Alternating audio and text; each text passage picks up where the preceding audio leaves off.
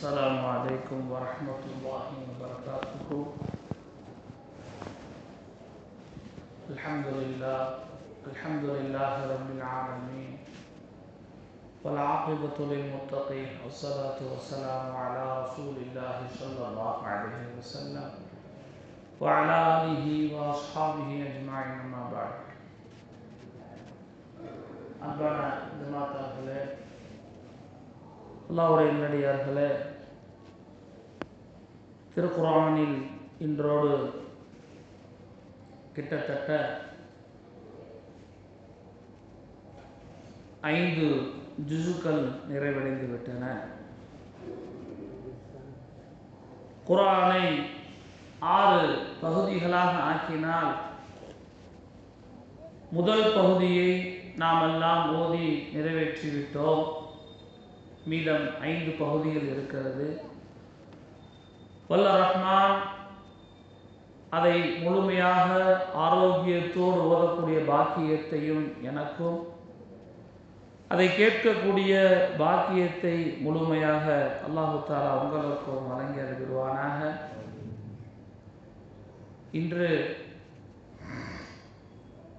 ஓதப்பட்ட சூரா அத்தியாயம் என்னவென்றால் சூரத்துன் நிசா, பெண்கள். அன்பான ஜமாத்தார்களே, உலகத்திலே எத்தனையோ மதங்கள் இருக்கலாம், எத்தனையோ சமயங்கள் இருக்கலாம், எத்தனையோ கோட்பாடுகள் இருக்கலாம்.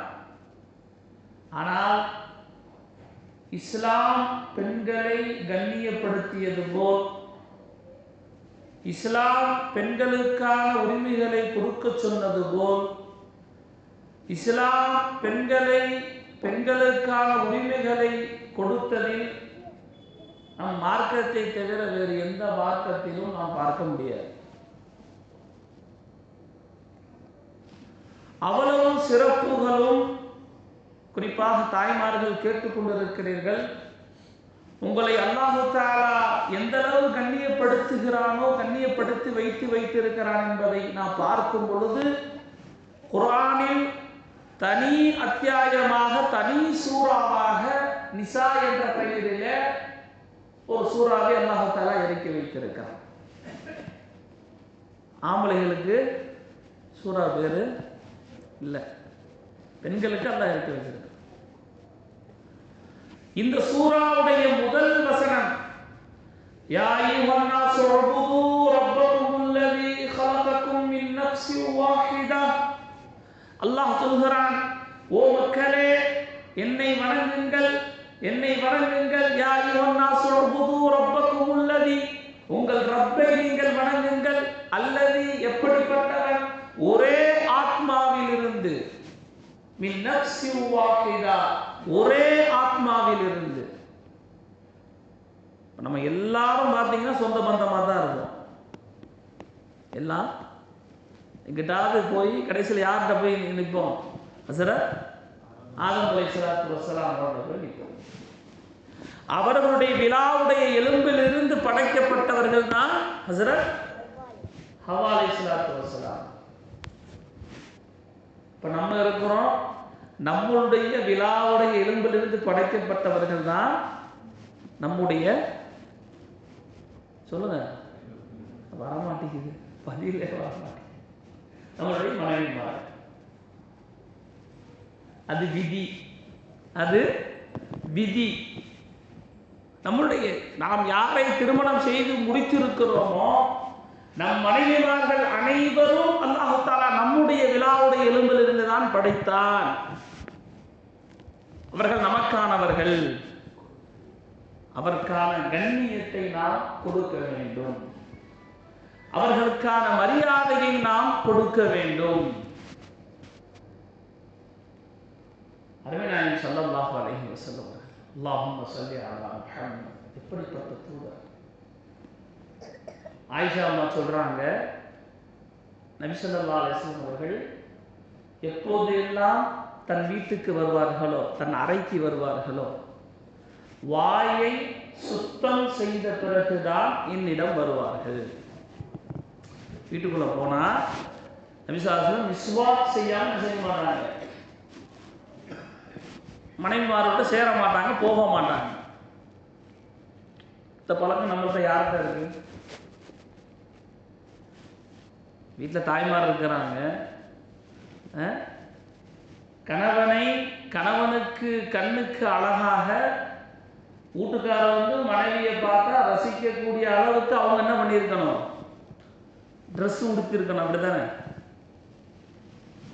ஒரு பாடாதி நைட்டி வச்சுருப்பாங்க, பாடாதி நைட்டி, அது தரைக்கு கூட போட்டு என்ன செய்ய முடியாது. அந்த அளவுக்கு மோசமான ட்ரெஸ்ஸை போட்டுக்கிட்டு என் வீட்டுக்காரன் என் கண்டுக்கவே மாட்டாரு, என் வீட்டுக்காரன் பக்கத்திலே வர மாட்டாரு, என் வீட்டுக்காரர் என் அன்பாவே பேச மாட்டாரு. அங்கே வீட்டில் பார்த்தா செல்ஃபு பீரோ எல்லாம் யார் பண்ணியிருக்கோம்? திறந்தா காலில் விழுங்க. வீட்டில் நல்ல ட்ரெஸ்ஸே இல்லைங்க, வீட்டில் நல்ல ட்ரெஸ்ஸே இல்லை, எடுக்கிறது ஃபுல்லாக அவங்க தான். கடையில் மதுரை ஃபுல்லாக பஜார் ஃபுல்லாக கடை வச்சுருக்கிறது யாரும் வச்சுருக்காங்க? நம்ம வீட்டு பொம்பளைக்கு தான் வச்சுருக்கோம் அத்தனை ட்ரெஸ். ஆனால் அந்த இத்து போன பழைய ட்ரெஸ்ஸை போட்டு அப்படி எப்படி, அதாவது ஸல்லல்லாஹு அலைஹி வஸல்லம் அந்த வாழ்க்கை, அவர்கள் வாழ்ந்த அந்த மனைவிமார்களுடைய அந்த வாழ்க்கை, மாஷா அல்லாஹ், எப்படி ஒவ்வொரு மனைவிட்டையும் தங்கமாக வைரமாக அருமை நாயகம் ஸல்லல்லாஹு அலைஹி வஸல்லம் வாழ்ந்து காட்டினார். அதனால் அன்பான ஜமாத்தார்களே, குடும்பவியல் இருக்கிறதே, வாழ்வில் இருக்கிறதே ஒரு அற்புதமான வாழ்க்கை. அந்த வாழ்க்கை உலகத்திலே சொர்க்கமாக வாழக்கூடிய பக்குவம் நமக்கு தான், நம்ம கையில தான். வாழ்க்கையை சொர்க்கமாக வாழணுமா, வாழ்க்கையை நரகமாக ஆக்கணுமா, அது நம்ம கையில தான், நம்ம கையில தான். அப்ப ஒன்று வசனமாக இடையில ஒதுக்கிட்டே நம்ம வந்தோம். சொத்தை கொடுக்கக்கூடிய விஷயத்தை அல்லாஹ் சொல்றான். ஆண்களுக்கு 2 பங்கு, பெண்களுக்கு 1 பங்கு, யார் யாருக்கு எப்படி கொடுக்கணும் அழகாக சொல்லி வந்து கொண்டே இருக்கிறான். அதே போல மஹரமான ஆண்கள் யாரு, மஹரமான பெண்கள் யாரு, மஹரமான பெண்கள், நமக்கெல்லாம் மஹரமா யார் இருக்கணும், யார் நம்ம பார்க்கக்கூடாது, யார்கிட்ட நம்ம பேசக்கூடாது, பழகக்கூடாது அப்படின்னு அல்லாஹ் தஆலா அதுக்கு ஒரு வசனத்தை சொல்றான். அடுத்து ஒரு வசனத்தை சொல்கிறான். இப்போ கணவன் மனைவி பிரச்சனைன்னு வர்றாங்க, கணவன் மனைவி பிரச்சனைன்னு வர்றாங்க. அல்லாஹ் சொல்லக்கூடிய வார்த்தை என்ன தெரியுமா? ஹக்கமம் மின் அஹ்லிஹி வ ஹக்கமம் மின் அஹ்லிஹா. தீர்ப்பு சொல்லக்கூடியவர் ஹக்கமாக இருக்க வேண்டும். ஹக்கம்னா எப்படிப்பட்ட வார்த்தை? அறிவு ஞானியா இருக்கணும். அறிவு பஞ்சாயத்தை பண்ணி முடிச்சு கொடுக்கக்கூடியவர் எப்படி இருக்கணுமா? அந்த ஆண் வீட்டில இருந்து ஒரு ஆளும் பெண் வீட்டிலிருந்து ஒரு ஆளும் அவங்க எப்படி இருக்கணும்? ஹக்கம். ஹக்கம் என்ற வார்த்தைக்கு அரபியுடைய அகராதியில கிட்டத்தட்ட ஆலிமுக்கும் மேல இருக்க வேண்டும், ஹக்கமாக இருக்க வேண்டும். முதல் 2 பேர் பிரச்சனை என்ன செய்யணும் சொல்லுப்பா. இப்ப உள்ள காலத்துல அப்படி யாரும் இருக்காங்களானே தெரியல. முதல் எதிரி அவனா தான் இருக்கான்.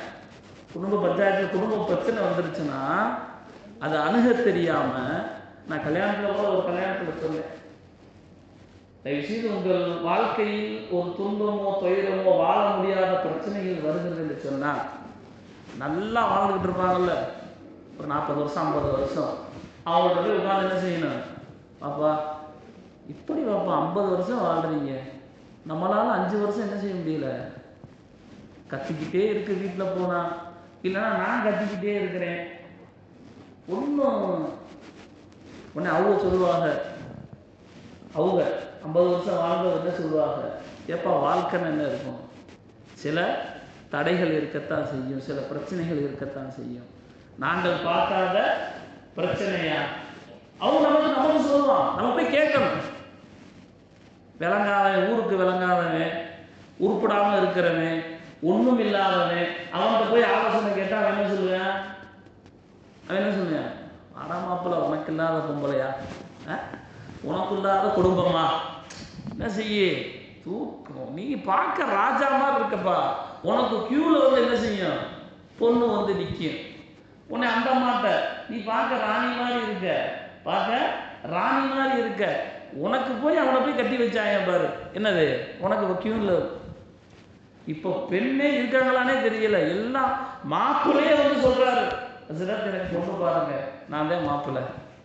ஒரு காலம் இருந்துச்சு அத்தா வந்து பேசுவார், அம்மா வந்து பேசுவாங்க. இப்போ அப்படி இல்லை, மாப்பிள்ளை என்ன செய்யறாரு, நான் மாப்பிள்ளை, பொண்ணு மாதிரி பொண்ணு வேணும். என்ன மாதிரி? பொண்ணு மாதிரி பொண்ணு இருந்தாவது பாருங்க. ஏன்னா கேட்குற டிமாண்ட் எல்லாம் பெரிய பெரிய டிமாண்டு. மாப்பிள்ளை 1 லட்சம் சம்பாதிக்கணும், மாப்பிள்ளைக்கு கூட பிறந்த யாரும் இருக்கக்கூடாது, கல்யாணத்துக்கு போக மாப்பிள்ளை கூட அத்தா அம்மாவே என்ன செய்யக்கூடாது, இருக்கக்கூடாது. அன்பான ஜமாத்தார்களே, எப்படிப்பட்ட குடும்பம் இது! அல்லாஹ் சொல்கிறான், உங்களுக்கு மத்தியிலே ஒரு பிரிவு ஏற்படுவதை நீங்கள் பயந்தால், ஹகமம் மின் அஹ்லிஹி வ ஹகமம் மின் அஹ்லிஹா, உங்கள் குடும்பத்திலே ஞானியாக யார் இருப்பாரோ அவரிடம் சென்று ஆலோசனை செய்து கொள்ளுங்கள். ஆலோசனை செய்து அப்ப குடும்பத்திலே குடும்ப வாழ்க்கையை சொர்க்கமாக வாழக்கூடிய அந்த பக்குவம் ஆண்களாகி நமக்குத்தான் இருக்கிறது. ஹேண்டில் பண்ணணும், அனைத்தையும் சமாளிக்கணும். ரசூலுல்லாஹி ஸல்லல்லாஹு அலைஹி வஸல்லம் அவர்களை போல சமாளிக்கணும். பெண்களை பற்றி ஸல்லல்லாஹு அலைஹி வஸல்லம் அழகாக சொன்னாங்க. அதாவது கணவனுடைய உரிமையை பற்றி சொல்லும் போது சொன்னாங்க, தாய்மார்கள் கவனித்துக் கொள்ள வேண்டும். நம்ம அல்லாஹ்காண்டி சஜிதா செய்கிறோம், அப்படித்தானே? சஜிதா செய்யணும். இது யாருக்காவது வேறு யாருக்காவது நம்ம செய்யலாமா? செய்யக்கூடாது. ஆனால் ஸல்லல்லாஹு அலைஹி வஸல்லம் சொன்னாங்க, ஒரு கால் சஜிதா செய்ய வேற ஆளுக்கு வேற விஷயத்திற்காக சஜிதா செய்வதற்கு அல்லாஹ் எனக்கு அனுமதி கொடுத்திருந்தால், நிச்சயமாக மனைவிமார்களுக்கு நான் சொல்லியிருப்பேன், கணவனுக்கு நீங்கள் சஜிதா செய்து கொள்ளுங்கள் என்பதாக. கணவனுடைய வரவை தெரிந்து செலவு செய்ய வேண்டும். கணவன்மார்கள் படுகின்ற அந்த கஷ்டத்தை நினைத்து வீட்டிலே செலவை நீங்கள் ஆக்கிக் கொள்ள வேண்டும். ஆடம்பரமாக, அளப்பறையாக, கர்வமாக இருக்கக்கூடாது.